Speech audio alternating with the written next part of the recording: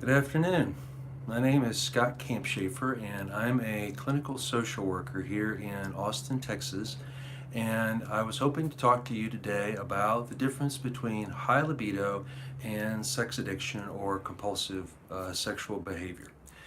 And one of the things to bear in mind that a lot of people go through, especially if they do have what we might call high libido, is that they're oftentimes very self-conscious of how they are being perceived by others, and especially because they tend to compare themselves to others. You may do this yourself.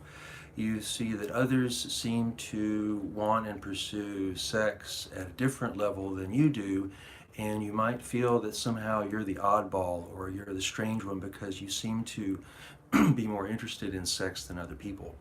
And this can be a setup for mood and mental health problems that I sometimes help people with, but the main thing I want to be able to help you with is to distinguish between the two.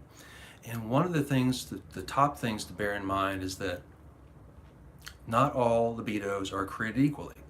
Different people, for whatever reason, have different strengths of sex drive. Some people have what we might call average sex drive. Some people have low sex drive. Some people have higher sex drives. But there's really no reason to compare because these are all normal for each different individual. But I think the trap that sometimes people find themselves getting into is that they may compare themselves as being abnormal to somebody else who they perceive as being normal. So this is something that I really caution all of my clients against, and I caution all people against because, like I just said, not all libidos are created equal. By the same token, they're not always also subject to being compared to each other because everybody is unique, everybody is different. That doesn't mean one person is better than another. Now, the main crux of my what I wanted to talk to you about today is distinguishing between what we would call high libido or strong libido and sex addiction or compulsive sexual behavior. People who have high libido, they feel an urge to have sex at various times, maybe more than other people, but they are able to control those urges. And what I mean by that is that when they decide that they want to act on it, they act on it. When they decide they don't want to act on it, they don't act on it. And they're basically free to choose in those situations. I think everybody's free to choose, but they have a level of control that people with compulsive uh, addictive, or out of control sexual behavior don't have. Is that people who have the compulsive sexual behavior, the sex addiction, they may want to have sex all the time, but they have and feel an inability to control it, and so that it tends to color the rest of their world, so that their whole lives feel out of control. And this is a very difficult situation for a lot of people to be in because that's when the mood symptoms tend to come in, and there's a lot of other life circumstances that may start to be unmanageable or start to be overwhelming.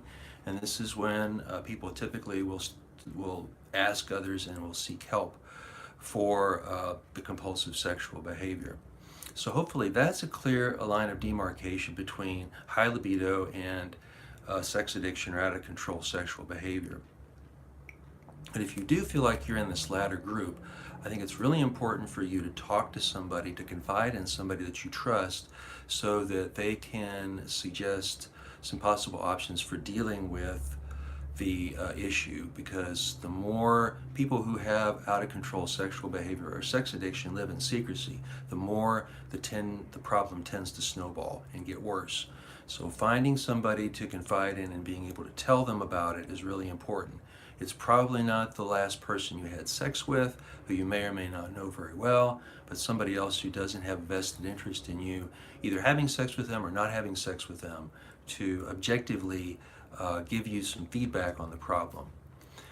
And I also want to hold myself out there as someone you can call, especially if you're in the Austin, Central Texas area, after you've talked to one of these people, maybe before you've talked to one of these people, to set up with me a free 45-minute screening where I can listen to what you're going through and give you my objective take on whether you have the out of control sexual behavior or sex addiction, or whether you just have high libido, or whether there's something else that's part of the problem for you.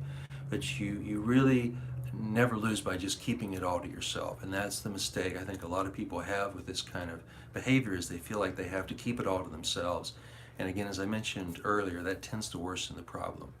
Now, one of the other caveats that I wanted to mention in my talk is that people who take drugs or medication to increase their libido, you're probably not one of the people I'm talking to right now, although this can be an important consciousness raising video to listen to.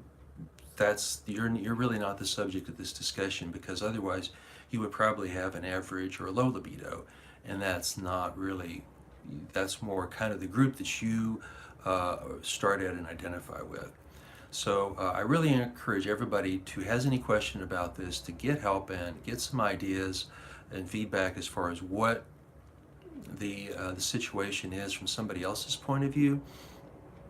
And if you do live in Central Texas and you feel like you want some help from a professional, you're welcome to call me at the number listed on my website, my Facebook page, or email me at my email address on my website, or fill out a form on my web page. But do something to get a third party's opinion and input as to what they think your problem is.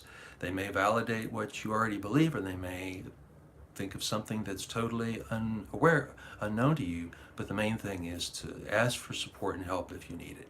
So thank you so much for listening today. I wish you the best of sexual health, mental health, and total health and wellness. And thank you again. Have a good day.